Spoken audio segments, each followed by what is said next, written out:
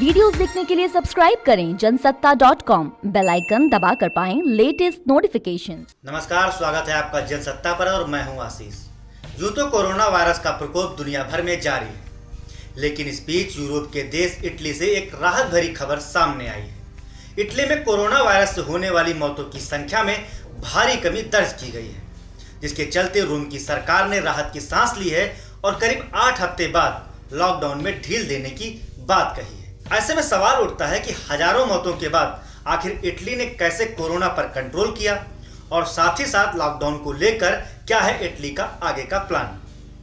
देखिए हमारी एक खास रिपोर्ट। दरअसल इटली में कोरोना वायरस संक्रमण फैलने के बाद 10 मार्च को देशव्यापी लॉकडाउन लगाया गया था। लॉकडाउन लगाए जाने के बाद रविवार को पहली बार सबसे कम मौतें दर्ज की गईं। इसके अलावा इटली में संक्रमण के नए मामले भी सबसे ज्यादा कम रिकॉर्ड किए गए। पिछले 24 घंटे में महज 174 लोगों की जान गई, जबकि इससे पूर्व में हजारों मौतें एक एक दिन में हो रही थी। हालांकि यहां मौतों का कुल आंकड़ा 28,000 के पार पहुंच चुका है। मौत के मामलों में इटली का स्थान अमेरिका के बाद दूसरा है।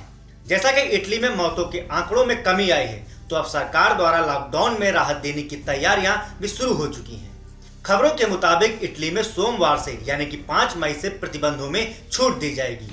हालांकि लॉकडाउन में ढील के बावजूद इटली वासियों को सोशल डिस्टेंसिंग बनाकर रखनी होगी।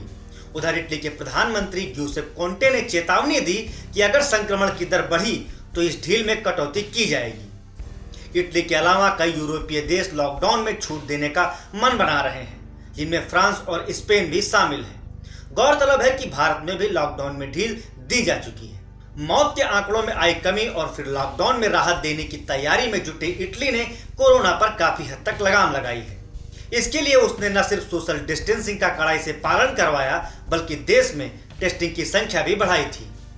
एक समय था जब इटली में कोरोना से मौतों का आंकड़ा अपने चरम पर था, लेकिन इटली के लोगों ने सरकार का पूरा साथ दिया और लॉकडाउन के दौरान पूरी तरह से घरों में कैद हो गए।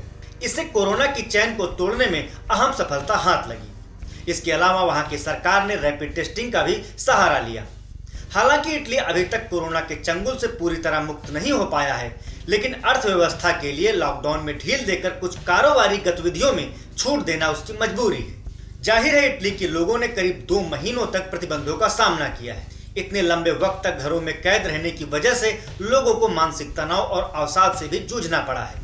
ऐसे में सोमवार को पहली बार प्रतिबंधों में छूट मिलने जा रही है, लेकिन इस बीच आशंका भी जाहिर की गई है कि लोगों ने अगर नियम कायदों को तोड़ा तो यह परेशानी का सबब बन सकता है। लॉकडाउन में छूट देने से कहीं संक्रमण के मामले एक बार तेजी से फिर न बढ़ जाएं। हालांकि इटली सरकार इस पर कड़ी निगरानी बरतेगी। तो ये थी इटली में कोरोना के कम होते असर पर हमारी यह रिपोर्ट। आपको हमारी यह रिपोर्ट कैसी लगी हमें बताएं कमेंट बॉक्स में। साथ ही साथ देश और दुनिया से जुड़ी बाकी की खबरों के लिए बने रहें जनसत्ता के साथ।